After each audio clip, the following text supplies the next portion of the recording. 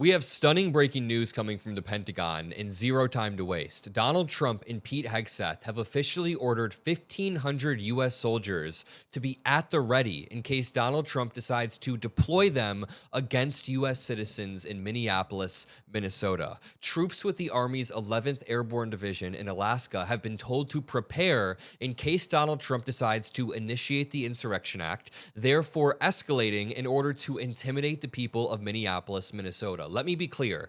Just like Minneapolis Mayor Jacob Frey is about to say in one moment, this is an unnecessary escalation meant to intimidate and meant to further grab power from Donald Trump. Think about the timeline here. Nick Shirley makes a video about supposed fraud in Minneapolis that was already investigated years ago. If you want to start an investigation into the fraud, that's one thing. Okay, start an investigation into fraud, sure. But Donald Trump decides to escalate by deploying thousands of federal troops to go terrorize people in Minneapolis. Not to deport criminals, but to terrorize the people of Minneapolis. In the process of this, Renee Nicole Good gets shot. The Trump administration decides to escalate even further. Yet again, that's all they know how to do, and they decide to cover up the investigation, spike the investigation, and claim Renee Nicole Good was a domestic terrorist like 45 minutes after she was tragically murdered. It was awful, of course, so people take to the streets peacefully. They say, hey, you can't just cover this up. You can't just send ICE here to escalate over and over. Guess what Trump's response was? It was to further effing escalate. Then, there were 3,000 federal troops in Minneapolis compared to 600 local enforcement. So, people are like, dude, Trump, you should be done. But Donald Trump is still not done grabbing power. You even see, yesterday, Governor Tim Walz deployed the Minnesota National Guard in the best way possible. The Minnesota National Guard was mobilized to stage support for local law enforcement and emergency management agencies. As Adam Mockler points out, finally, as I mentioned the other day, if the Guard is deployed by Governor Walz on a mission to support state agencies, then Trump cannot use the Insurrection Act to take control of them in particular. The Guard is directed by and accountable to the governor and can act as observers against ICE who support the local law enforcement that have been repeatedly undermined and stepped on by ICE. We then see Minneapolis Mayor Jacob Frey hopping on TV moments ago to respond to the 1,500 troops at the ready. That there are 1,500 active duty U.S. soldiers on standby to deploy to your state. This act was clearly designed to intimidate the people of Minneapolis. And here's the thing. We're not going to be intimidated. If the goal here is safety, we've got many mechanisms to achieve safety. And the best way to get safety is not to have an influx of even more agents, and in this case, military, in Minneapolis. Right now, we have about 600 police officers, and they've got 3,000 or so ICE agents and border control. That they are now talking about deploying 1,500 military. This is, well, it's ridiculous, but we will not be intimidated by the actions of this federal government. Thank you. There's more to come from Mayor Jacob Frey, but to continue here, Governor Tim Walz did something that I find respectable, but honestly, I think there's different ways to go about this. So he says, I am making a direct appeal to the president. Let's turn the temperature down. Stop this campaign of retribution. This is not who we are. An appeal to Minnesotans. I know this is scary. We must speak out loudly, urgently, but also peacefully. We cannot fan the flames of chaos. That's what he wants. Of course, I think people should be peaceful. I like that part. But making a direct appeal to the president via written letter is so like Trump term one. Written letters to Donald Trump don't mean shit to him. Written letters don't mean shit to people who want authoritarian power. So of course, Trump should turn down the temperature. I don't disagree with that whatsoever, but I think the better move that Governor Tim Walz made was actually utilizing the resources he had at his disposal and doing something to fight back against Trump's relentless power grab. Trump wants to deploy the 11th Airborne Division. That's not extra security. It's an elite airborne combat unit built for rapid force projection. You don't deploy paratroopers like this unless you're escalating. Congress needs to stop watching from the bleachers and do its job. Let me show you why Congress needs to do its job. What they are doing in Minneapolis is fundamentally unconstitutional, and the Homeland Security's account posted a video and then got fact-checked by Elon Musk's Twitter as being unconstitutional. Let me play this video of their spokeswoman. Can you clarify what exactly that means? Do American citizens, as of now, need to carry their passports or other immigration documents to show that they're citizens? That's a really important question. Do Americans have to carry their passport or carry papers at all times? I'm so glad you asked this question because I think that there's a lot of confusion there about this. We have incredibly targeted immigration enforcement operations. So what's happening there is there is reasonable suspicion. If somebody is in the vicinity of this operation, of this target, then they could be asked for their identification. We've been vindicated by the Supreme Court, September of 2025. You all saw a case out of Los Angeles where they said we can use a reasonable suspicion. I think I've seen a lot on this network and other places where they're talking about this is racially based.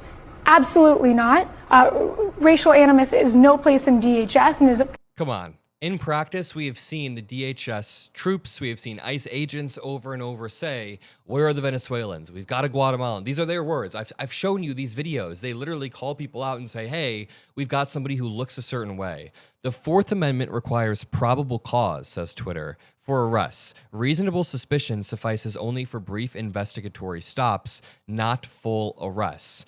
Dan says, this is literally the Department of Homeland Security getting a high school level civics question flat wrong and then getting fact checked. What an absolute joke of an administration. So while this administration is focused on intimidating and escalating via force, Governor Tim Walz is trying to provide a steady hand by making sure the Minnesota National Guard is deploying in reflective yellow vests, quote, to help distinguish them from other agencies in similar uniforms. While all of this is happening, the politicians of Minnesota, like Tim Walz and Mayor Jacob Fry, are being investigated by the DOJ for awful, dumb, trumped-up charges. Genuinely, Trump made-up charges. A congressman, Mike Lee, says, no member of Congress should ever refer to our country as the U.S. goddamn states. What should be the consequence of saying that? Elon Musk responds and says he thinks the consequence for Ilhan Omar, swearing in a sentence should be whatever the penalty is for treason.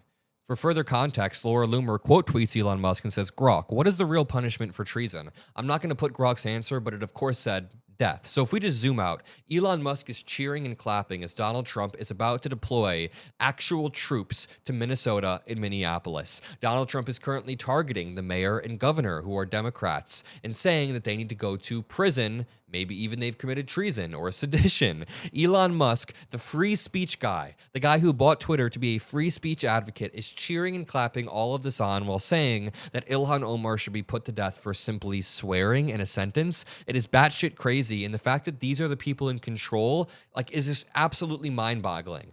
Elon Musk will quote some random college student who says some mean thing about Charlie Kirk's wife and say, this person is ruining our country. But then he, the richest man on the planet, who wasn't even born here, will say that our politicians should be put to death. I think Elon Musk is the one who, in a top-down way, is radical. Donald Trump then makes a post on Truth Social and says, ICE is removing some of the most violent criminals in the world from our country and bring them back home where they belong. First of all, that doesn't even make grammatical sense. But secondly, if you were actually just targeting criminals, no one would have a problem. If all the videos that popped up were of Laken Riley's murderer, some gang member that was here illegally, getting sent home and deported with due process, we'd be like, yeah, he killed Laken Riley, of course. That is not what's happening. Every single video I see is a U.S. citizen being pushed to the ground or having his eye shot out or getting shot in the back of the head. A U.S. citizen having their ribs cracked, being pepper sprayed, elderly protesters being handcuffed with no due process. It is absolutely absurd what we are seeing, and Donald Trump must be seeing different things. He says, why is Minnesota fighting this? Because they're not just attacking criminals. He says, do they really want murderers and drug dealers to be in their community? Nobody wants that. But we also don't want murderers with a badge and a gun to be walking around our community with absolute immunity. Then the Pentagon says they are readying 1,500 soldiers to possibly deploy. This loops us back around to the headline because after all of this insane rhetoric coming from the admin, they decide they need to escalate more.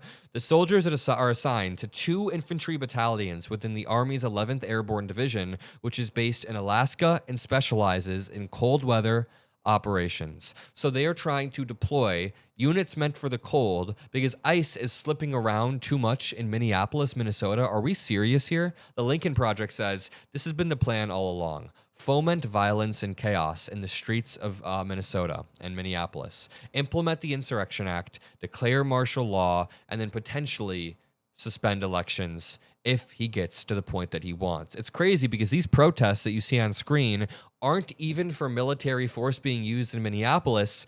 It's against military force being used in Greenland. So we have multiple cohorts of populations revolting at the same time against a regime that is trying to hyper-militarize the streets of any blue city, mainly right now Minneapolis, but it's hit Chicago, where I live. It's hit LA. It's hit other cities. And we have people abroad who are like, keep your hands off our damn country. I'm going to leave it there. If you appreciate these videos we make, drop a like, subscribe. I'll see you all in the next one. Peace out.